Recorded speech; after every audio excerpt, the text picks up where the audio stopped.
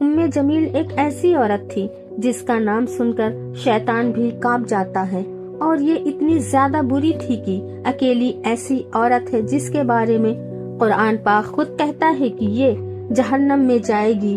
یہ اتنی زیادہ بری تھی کہ اسے ایک لقب دیا گیا، جہنم کی ماں۔ جمیل کا اصل نام عروہ بنت حرب تھا اور وہ ابو سفیان کی بہن تھی۔ اس کی شادی ابو لہب سے ہوئی جو مکہ کے سب سے طاقتور اور امیر آدمیوں میں سے تھا۔ دونوں اپنے مال اور رتبے پر گھمنڈ کرتے تھے، لیکن دلوں میں حسد اور نفرت بھری ہوئی تھی، خاص کر رسول اللہ صلی اللہ علیہ وسلم کے لیے۔ جب نبی صلی اللہ نے اسلام کی دعوت دی تو سب سے پہلے ابو لہب اور جمیل نے عادتاً مذاق اڑایا۔ ابو لہب نے کہا، تیرا ناس ہو اے محمد، اور جمیل نے اپنے زبان سے ایسی آگ بھڑکائی کہ مکہ کے لوگوں میں اسلام کے خلاف زہر پھیل گیا۔ ہر روز صبح وہ عورت کانٹے اور لکڑیاں اٹھا کر رسول اللہ صلی اللہ علیہ وسلم کے راستے میں پھینکا کرتی تاکہ آپ کو چوٹ لگے۔ دن کے وقت وہ بازاروں میں اسلام کے بارے میں جھوٹ پھیلاتی اور رات کو لوگوں کے درمیان فتنے اور بدگمانی پیدا کرتی۔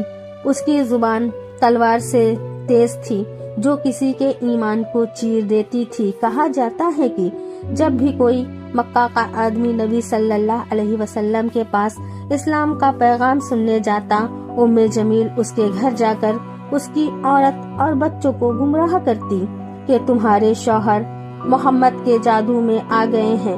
ایسے الفاظ سے وہ گھروں میں فتنہ پھیلاتی تھی اور لوگوں کے دلوں میں شک اور نفرت ڈالتی تھی۔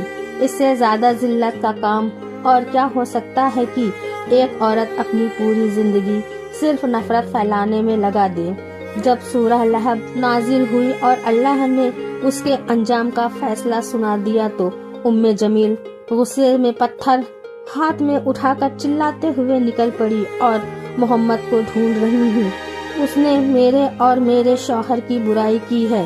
لیکن جب وہ مسجد حرم پہنچی، رسول اللہ صلی اللہ علیہ وسلم وہاں حضرت ابو بکر رضی اللہ کے ساتھ بیٹھے ہوئے تھے۔ اللہ پاک نے جمیل کی آنکھوں پر پردہ ڈال دیا۔ وہ آپ کے سامنے سے گزری مگر دیکھ نہ سکی۔ اس وقت حضرت ابو بکر نے حیران ہو کر کہا، یا رسول اللہ، یہ تو آپ کے سامنے سے گزری لیکن آپ کو دیکھ ہی نہیں پائی۔ آپ نے مسکراتے ہوئے فرمایا، ابو بکر، اللہ تعالیٰ نے اس کے اور میرے درمیان پردہ ڈال دیا ہے۔ اس طرح اللہ نے اپنے رسول کو اپنی حفاظت میں رکھا اور جمیل اپنی نفرت میں اندھی بن کر واپس چلی گئی۔ آخر میں جب ابو لہب نے بدر کے بعد اسلامی فتح کی خبر سنی تو اسی غم اور غصے میں مر گیا۔ جمیل بھی تھوڑے عرصے بعد بری موت مر گئی۔